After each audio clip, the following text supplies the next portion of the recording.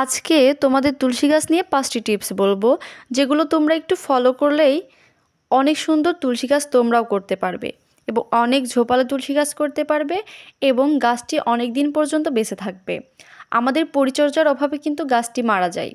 এই যে গাছটি তোমরা দেখতে পাচ্ছ, এই গাছটি আমি কিভাবে যত্ন করি, এটার কিভাবে পরিচর্যা করি, আজকের ভিডিওতে সব কিছু তোমাদের সাথে শেয়ার করব। আমরা সকলেই জানি তুলসী গাছ একটি ঔষধি গাছ। প্রথম নাম্বার যে টিপস, এই যে ফুল তোমরা দেখতে পাচ্ছ, এই ফুল কিন্তু রাখা যাবে না। এই ফুলকে অনেকেই বলে মঞ্জুরি। তো এই ফুল বা মঞ্জুরি কোনোভাবেই রাখা যাবে না গাছে।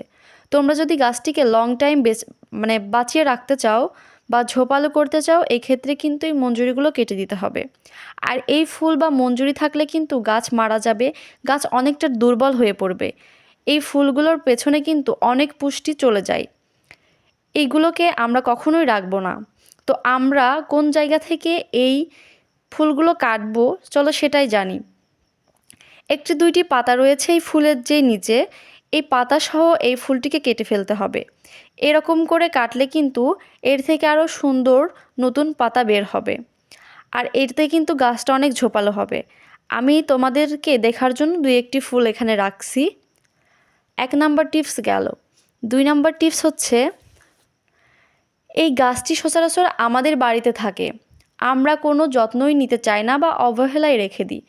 পানি দেয়া হয় সকাল বিকাল, পানি দিলে কিন্তু গাছটি মারা যায়। অতিরিক্ত পানি যদি গাছে দাও, গাছটি কিন্তু মারা যাবে। বেশি পানি দিলে গাছের অনেক বেশি ক্ষতি হবে, তাই এর ড্রেন সিস্টেমটা কিন্তু ঠিক রাখতে হবে। সেই জন্য ড্রেনেজে এমনভাবে তৈরি করতে হবে যাতে অতিরিক্ত পানি বের হয়ে যায়। আর যখন আমরা মাটি তৈরি করব, ভালো করে মাটি তৈরি করতে হবে, তুলসী গাছ যাতে বেঁচে থাকবে। 2 নাম্বার টিপস গেল। 3 নাম্বার টিপস, এবার আসি আমি 3 নাম্বার টিপস, সেটা হচ্ছে মাটিটা কিভাবে তৈরি করতে হবে সেটা জানতে হবে, অতিরিক্ত পানি যাতে বের হতে পারে। তোমরা এখানে মাটি নিয়ে নিবে, নর্মাল মাটি এবং গোবর সার নিবে, তার সঙ্গে তোমরা নিবে নদীর সাদা বালি। এই 3টি জিনিস তোমরা নিবে।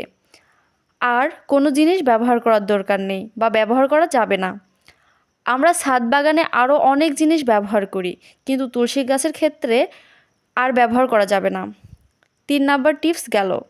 4 নাম্বার টিপস হলো, তুলসী গাছ যেখানে থাকবে অনেক সময় সেই জায়গাটা যদি ছায়া থাকে, সেই ক্ষেত্রে কিন্তু গাছের গ্রোথ খুব একটা ভালো হবে না। এই জন্য সপ্তাহে 1 দিন যেখানে রোদ পাই সেখানে কিন্তু গাছটিকে রাখতে হবে। তুলসী গাছ কিন্তু রোদ ছায়া ম্যাটার করে না, তবে সপ্তাহে 1 দিন যদি রোদে রাখা যায়, গাছটা কিন্তু খুব ভালো থাকে বা ঠিকঠাক থাকে। ছায়াতে কিন্তু তুলসী গাছ থাকলে মারা যাবে এমন কিন্তু নয়, কিন্তু গ্রোথ ভালো করার জন্য তোমাদেরকে সপ্তাহে 1 দিন রোদে রাখতে হবে। 4 নাম্বার টিপস গেল। এবার বলি 5 নাম্বার টিপস। ফার্টিলাইজার হিসেবে তোমরা কি ব্যবহার করবে? ফার্টিলাইজার হিসেবে কোনো কিছু ব্যবহার করার প্রয়োজন নেই, কারণ এই গাছ থেকে আমরা কোনো ফুল বা ফল নিচ্ছি না। তো পটাশিয়ামের কোনো প্রয়োজন হচ্ছে না, ফসফরাসের কোনো প্রয়োজন হচ্ছে না। গাছটিকে শুধু বৃদ্ধি করার জন্য খোল পচানো পানি ব্যবহার করলেই চলবে। অনেক সময় দেখবা তুলসী গাছ এক ধরনের পোকা আক্রমণ করে, মিলিবাগ। এই পোকা আক্রমণের হাত থেকে বাঁচার জন্য এখানে হচ্ছে একটি শ্যাম্পু বা ডিটারজেন্ট দিয়ে তোমরা স্প্রে করে দিবা, গাছটা কিন্তু খুব তাড়াতাড়ি ঠিক হয়ে যাবে। তাই পরিচর্যা যদি তোমরা এরকম করতে পারো, তাহলে কিন্তু বা এই 5টি টিপস যদি তোমরা ফলো করতে পারো, তাহলে তুলসী গাছ কিন্তু খুব ভালো হবে। সব থেকে গুরুত্বপূর্ণ হলো এই ফুলগুলো কেটে দেয়া, এতে গাছ ঝোপালো হবে এবং পাতাগুলো বড় বড় হবে। তোমরা যদি এই ফুলগুলো রেখে দাও, তাহলে পাতার সাইজ ছোট ছোট হবে বা পাতা কুঁচকিয়ে যাবে এবং আস্তে আস্তে গাছটা মারা যাবে।